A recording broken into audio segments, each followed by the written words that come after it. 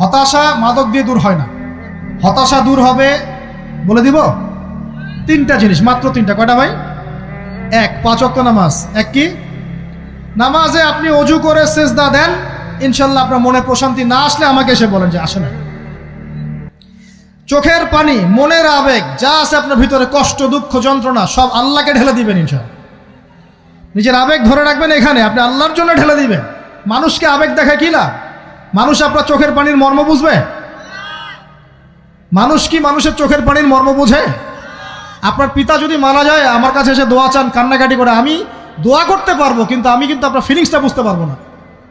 আপনার অনুভূতি কে বুঝতে পারবেন? আল্লাহ পাক আপনার ঘাড়ের রগের চেয়েও কাছে আছেন। সুবহানাল্লাহ, সুবহান আল্লাহ পাক ঘাড়ের রগের চেয়ে কাছে আছে। গতকালকে বাংলাদেশের একজন বরেণ্য আলেমের সাথে একটা কনফারেন্সে ছিলাম। উনি বলছিলেন যে এক ব্যক্তি, এটা শোনেন, এক ব্যক্তি খুব তার শখ যে তিনি সাহাবীদের মতো নামাজ পড়া শিখবেন। কথা বুঝতে পারছেন? সাহাবীদের মতো নামাজ শিখবেন। তো একজন বরেণ্য আলেমের কাছে এসেছেন, এসে বলছেন যে আমাকে সাহাবীদের মতো নামাজ শিখিয়ে দেন।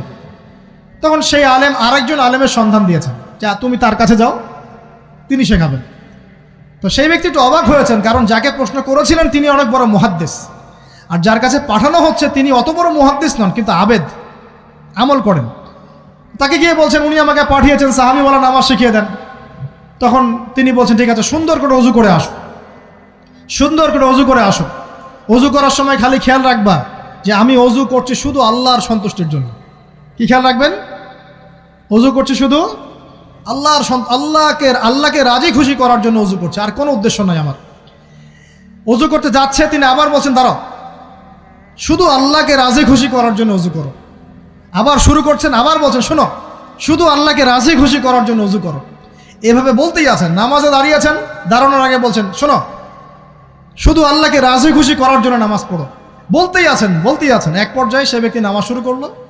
নামাজে মনোযোগ এদিক ওদিকে যায়, আর তার মাথায় এটা আসে, এই শুধু আল্লাহকে রাজি খুশি করার জন্য আমাকে নামাজ পড়তে হবে, শুধু আল্লাহকে রাজি খুশি করার জন্য নামাজ পড়তে হবে।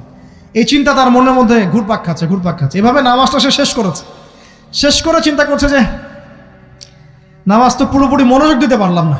বারবার মাথার মধ্যে এরকম চিন্তা আসছে, আল্লাহ আমাকে তো মাফ করে দাও, নামাজটা আমার মনে হলো না ঠিক মতো।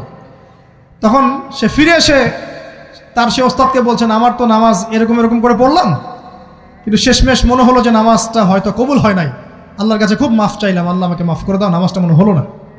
তখন সেই যে প্রথম ব্যক্তি যিনি পাঠিয়েছেন তিনি বলছেন এটাই হলো সাহাবীওয়ালা নামাজ। তারা আল্লাহকে রাজি খুশি করার জন্য নামাজ পড়তেন, নামাজ শেষ করে আল্লাহর কাছে ইস্তেগফার করতেন, আল্লাহ কিছুই হলো না। আমার কথা কি বুঝতে পারছেন? অতএব আল্লাহকে রাজি খুশি করার জন্য আপনি আপনার আবেগ, আপনার ইবাদত সব ঢেলে দিবেন ইনশাআল্লাহ।